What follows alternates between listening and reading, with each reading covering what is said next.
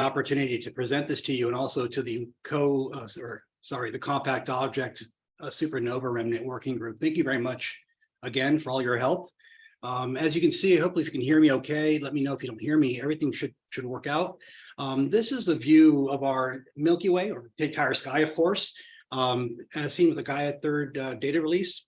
The reason I'm showing this image is because I want to be able to present to you different parts of the sky as they were seen by different telescopes.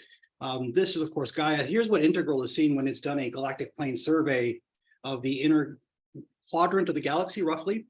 You can see basically 100 or so sources in the X-ray, hard X-ray range. If you zoom in on the Sgr star region, the Galactic Center region, Integral was able to pinpoint a few neutron stars and black hole X-ray binaries in the region. But of course, Sgr star itself isn't really resolved because Integral isn't a focusing telescope. It's a coded mask type instrument. But with focusing telescopes like Chandra, one can really pinpoint the location of the Galactic Center. Plus, you can see all the different types of diffuse emission and point sources that are in the region. I'm going to come back to this image a little more. I just want to give you an overview of what has happened so far in Galactic Plane Survey science, focusing on the center of the galaxy with Chandra, as Mike Muno and collaborators have done. You can see again hundreds, if not thousands, well, about 9,000 point sources in the entire 2 by 1 degree field.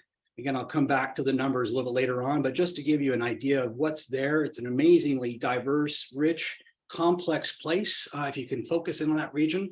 Even XMM can do something similar as Chandra, but XMM doesn't have the same type of resolving power. What XMM does have is a wider field of view, so it's better used, or it's better suited for surveying. It just doesn't have the resolving power that Chandra has. So with about twice the field of view, but about half the resolving power or less, this is what XMM has seen with Gabriele Ponti's most recent survey work. Focusing on the region inside of Sgr star itself, that's what XMM sees. But of course, again, it's not really clear what's going on in there. You do see hundreds, if not a few, maybe a few hundred sources in that region. The hard X-ray telescope NuSTAR, which can focus, can do a much better job of seeing what's inside the Galactic Center region than what Integral was able to do. So looking at the same region as Integral about a decade earlier, NuSTAR was able to see something like 100 hard X-ray sources. Almost all of them were previously Chandra sources as well. And the region of Sgr star itself is much better focused with NuSTAR, of course, than what could have been with Integral. So this is the type of stuff that we're looking for. We're looking for point sources. We're looking for the vicinity of Sgr star. We're looking for the diffuse emission. So in terms of diffuse emission possibilities from the galactic plane and galactic bulge, there are all kinds of different sources. I wasn't able to put all of them down. I just have room for a few and time for a few. But I think the one that most people, the ones that most people are aware of course, are the Fermi Bubbles in the upper left-hand corner from the last 5 or 10 years. The Fermi Bubbles extend to about 20 to 30 degrees in latitude above and below the galactic plane. So this is each diffuse emission region here is also mapped to the location on the Gaia map as well, so you can see where we're looking. In the bottom left-hand corner, you can see the vicinity of Sgr star as seen by Chandra. When you look at the region in the radio, that's what Meerkat has done, and I thank Mark Reynolds for drawing my attention to this picture. The Meerkat survey recently showed a really amazing structure, complicated structure in the region of Sgr star in the 2 by 1 degree field around Sgr star. There are filaments, there are supernova remnants, and diffuse gas, of course. Above the Meerkat image, I'm showing the Nature paper by Gabriele Ponti, which shows the Galactic Chimneys. This is an X-ray survey that where Gabriele Ponti and collaborators were able to look for X-ray emission, diffuse X-ray emission, unresolved diffuse X-ray emission that's unrelated to point sources, and show that this diffuse emission, in fact, is not only quite wide and tall in latitude, but stretches nearly to the base of the Fermi Bubbles. So there could be some association between these galactic outflows called the chimneys and the Fermi Bubbles themselves. And so that's part of the process of figuring out what's going on at these regions, especially at the boundary between the Fermi Bubble and the galactic chimneys, so to speak.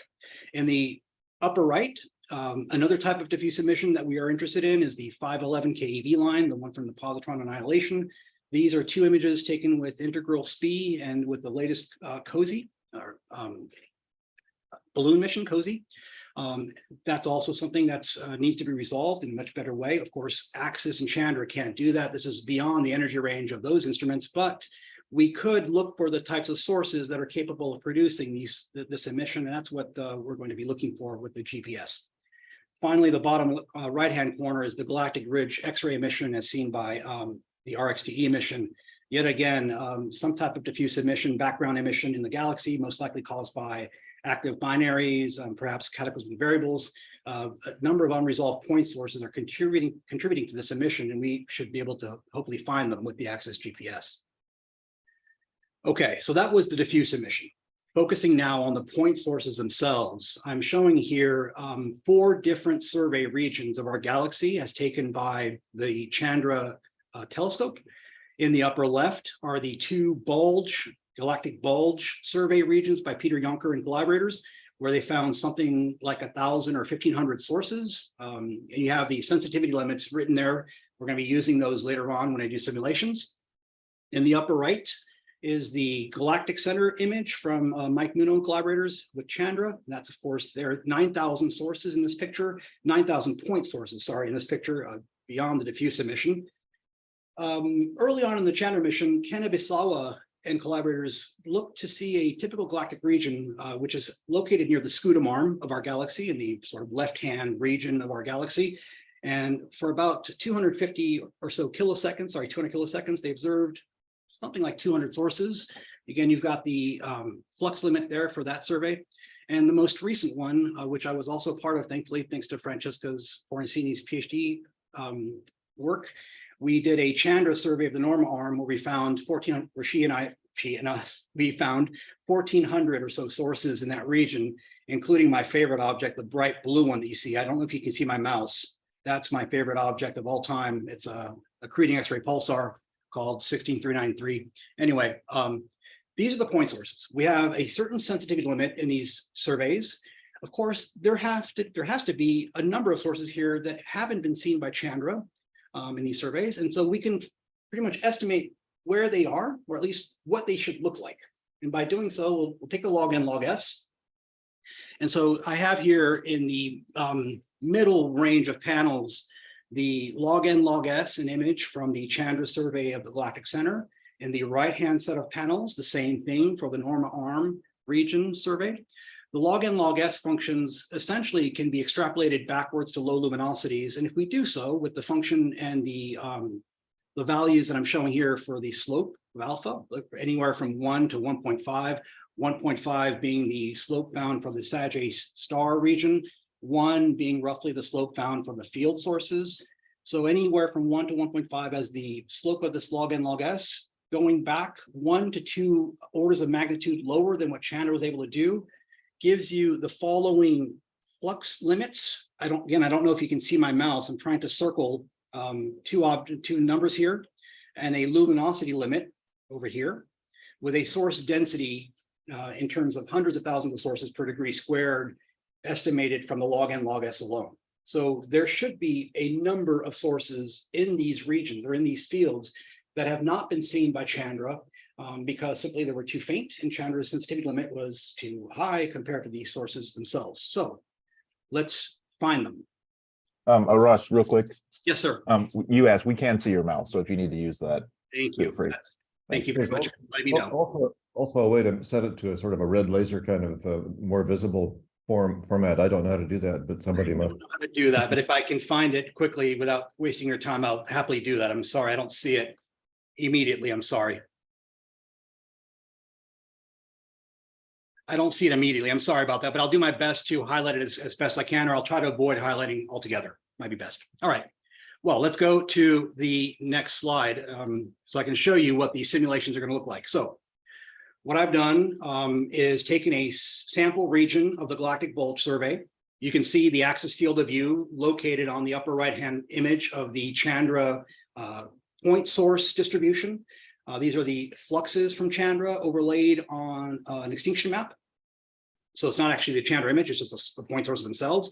I've taken this region about +1 degree and -1 degree in galactic longitude and latitude because it was one of the densest regions of the survey.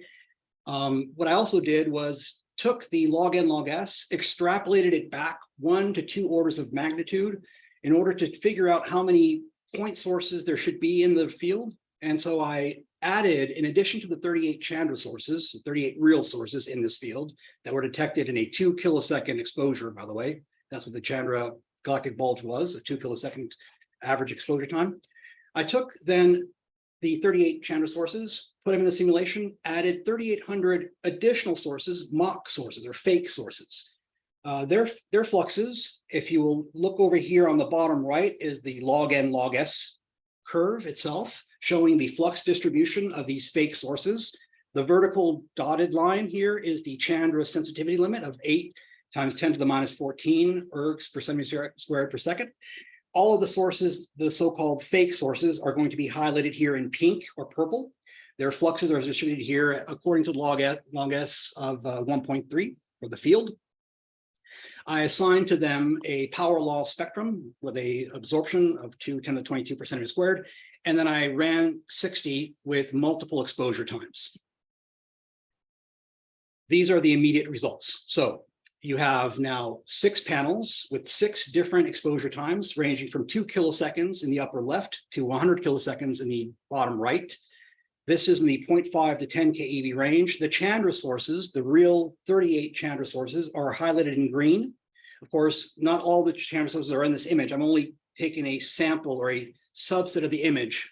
I've zoomed in on the image itself to show you a part of the image, not the entire field. But you can see the Chandra sources in green. They're detected immediately within 2 kiloseconds. So at 2 kiloseconds, every single Chandra source would be detected by Axis as well in the similar exposure time. And you can see here in purple, these are the fake sources that are popping out at a significance of 3 sigma. Wave Detect found them for me. And so anything that you see here in highlighted in purple is an actual 3 sigma detected fake source. If the Chandra source has a purple around it, it was also detected. That's what it means. So 2 kiloseconds, 5, all the way to 100. This distribution shows you the fluxes themselves of these, the fluxes of these different exposures. So for the detected sources, we have here in the bottom right, these are the Chandra sources. All of them are, of course, detected. Then we have a subset of the lower end faint sources detected within 2 kiloseconds, 5 kiloseconds, 10, and on all the way up to 100 kiloseconds. At about 100 kiloseconds, we're detecting nearly every fake source. These are the fake sources back here in gray. So at about 100 kiloseconds, every fake source essentially is being detected at 3 sigma. Almost every fake source, not quite, but pretty close. I can show you details of each one of those exposures. This is the 2 kilosecond exposure. Again, in the upper left is the input. 38 real sources, 3,800 fake sources with this flux distribution with the log n log s is shown.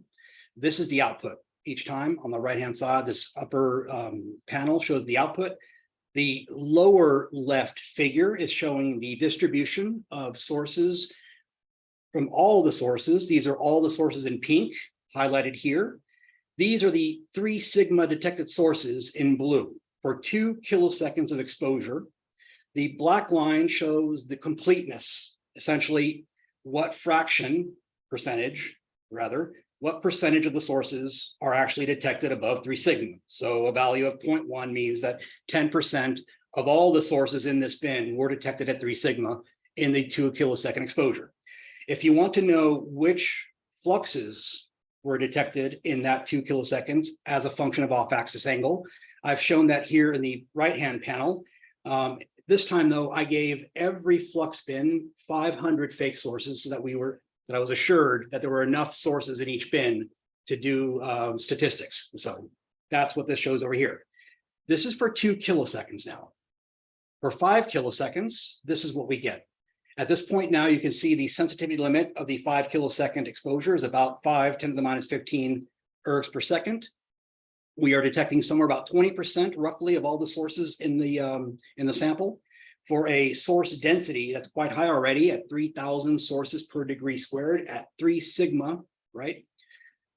10 kiloseconds. I won't bore you with this, but if you want to look closely, you can as I go through these slides. This is 10 kiloseconds, 20 kiloseconds. You can see now we're starting to see even fainter sources appearing at 10 kiloseconds.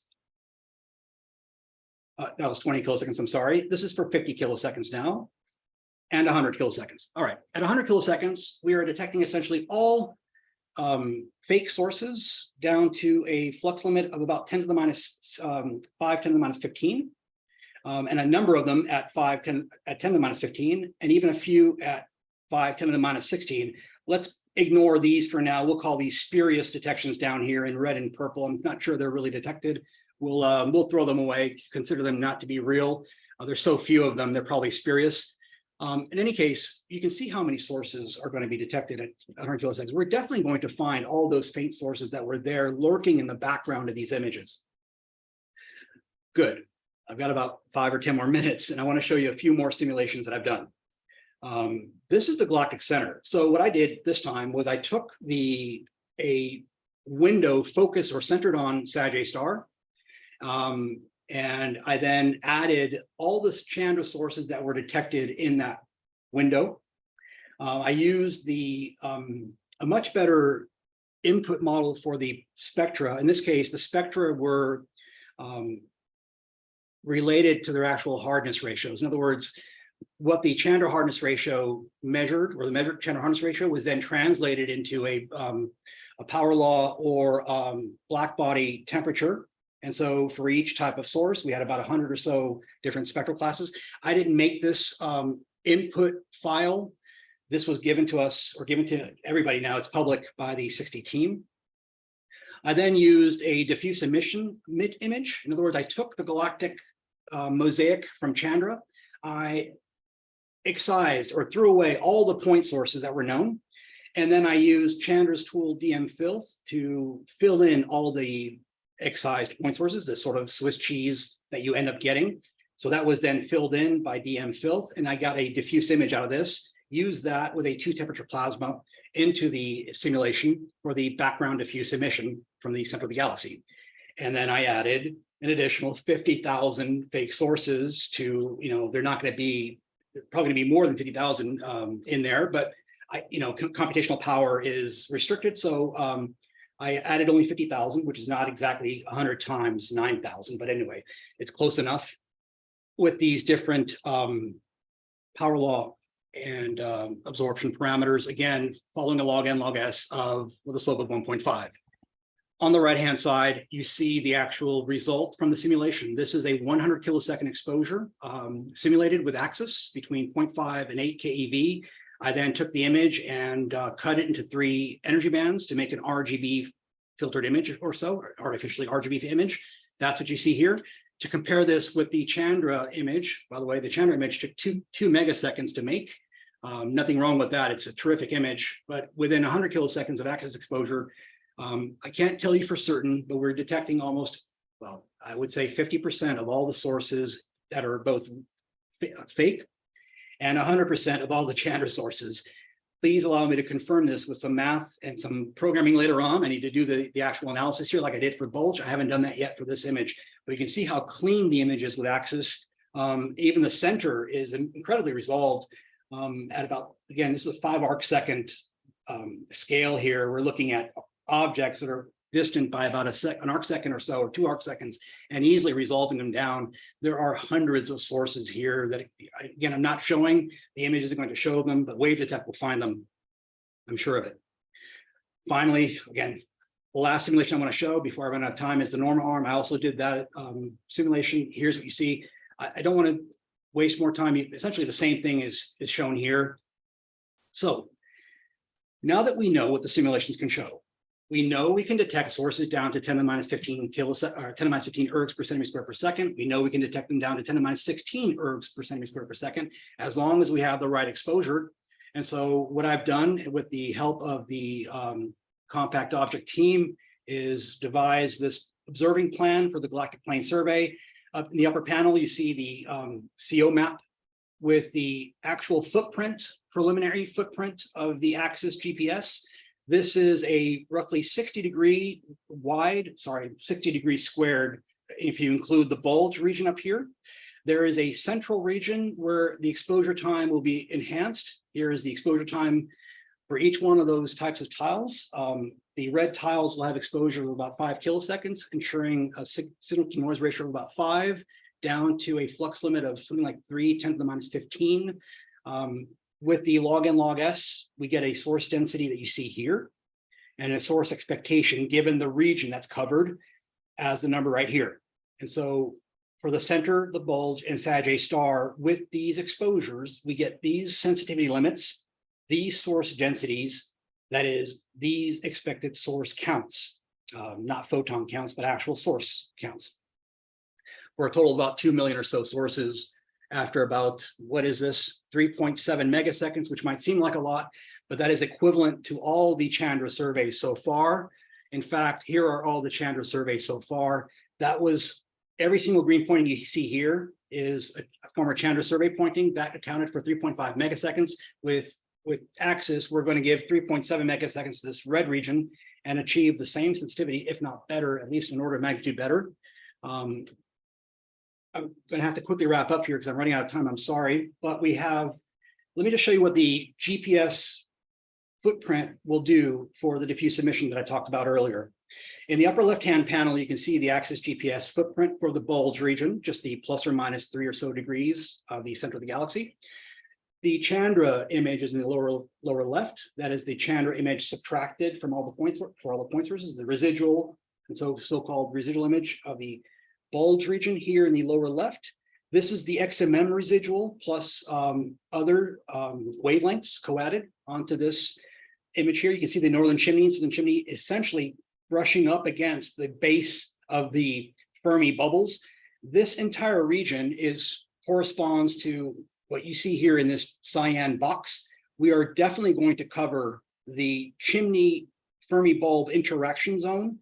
We are definitely going to cover all of this, of course, and enabling us to give greater detail on where the interaction occurs and what sources are probably responsible for the interaction itself.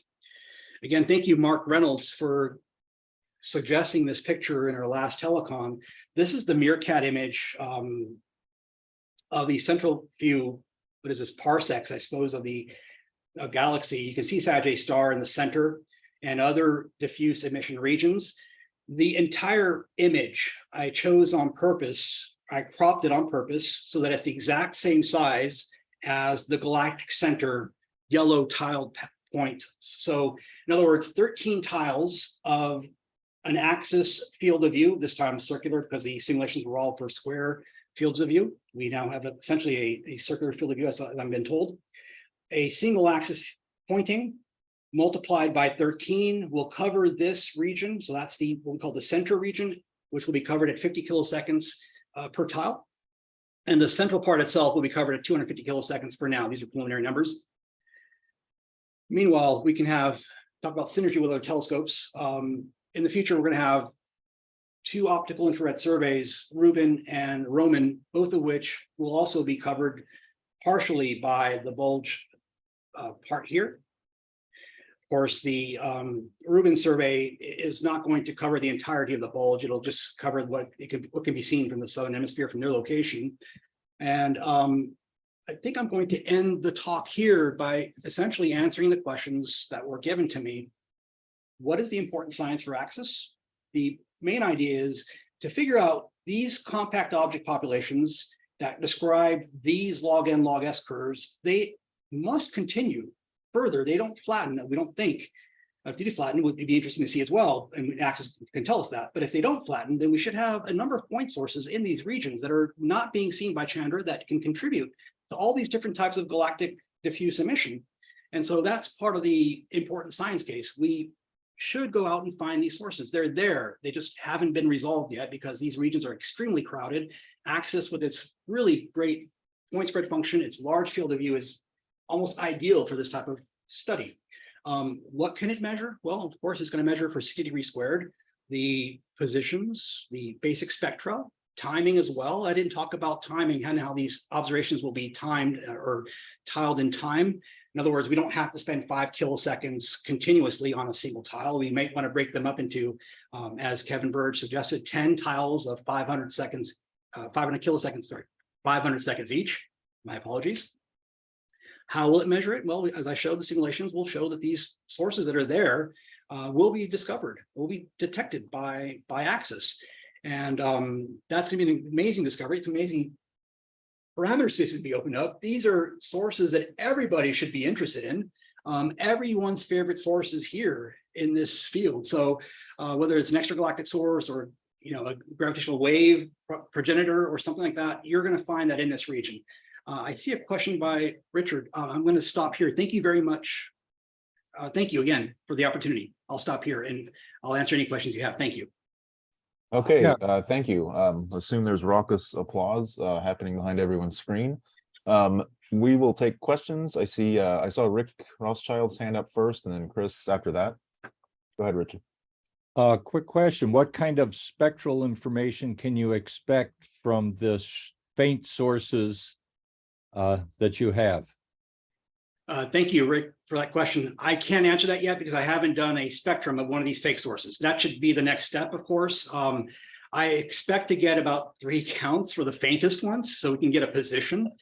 For the ones that have about 20, maybe 100 counts, as you know, we'll probably give a very basic rudimentary power law or maybe a thermal black body type spectrum. Very simple, basic parameters out of this. I don't think we'll get much more than that for the faintest ones. We're not going to be, I don't think, again, I can't confirm this. I haven't done the spectrum itself, it's spectrum extraction, but I don't think we'll get anything more than 3 counts for the very faintest ones. For the brightest ones, of course, things are going to happen. I can show you quickly. For the Norma survey here, you can see the bright source, my favorite source, Sgr A 16393. You can see what it's doing. A source that's extremely bright like this will cause these streaks in the image. And so these wave detected sources here along the line are actually, they're real or they're fake real sources, but they're detected preferentially along that line because there's some artifact here. So again, the bright ones are going to have no issues with spectra. The faint ones, we're going to be very careful. I hope that answers your question. Okay, Chris, go ahead. Yeah, thanks. I also had a spectral question. So the chimneys, what's known about the spectrum of those? Are they fairly soft diffuse or is it harder diffuse emission? Thank you. So the chimneys themselves, with Gaudiya Ponte's XMM observation, he found them to be, well, it's hard to say. XMM goes to 12 keV, right? So it's sure that if XMM had gone to 15, you would still see an extension of the tail of that spectrum. My impression from the paper was that these are soft spectra, not soft below XMM. Obviously, we're talking about 1 to 2 keV temperature spectra. So ACTIS will see this stuff. I don't know if we'll do better than PN and MOS can do for the spectra, but I think we'll do much better. I shouldn't say I think. I know we'll do much better in terms of imaging, and that's where we should be much better. Okay. Wait, what's in my mind here is that another aspect that we are win over with China and XMM is our low background. So our sensitivity to low surface brightness structures should be better. So this might be another way where you could potentially trace more detailed structure or trace them into other regions. But somewhat that's spectral dependent. Thank you. That's a good point that I didn't mention. Thank you, Chris. I agree. Certainly our sensitivity should be really good. Thanks. Thank you. Okay, are there any final questions before we switch speakers?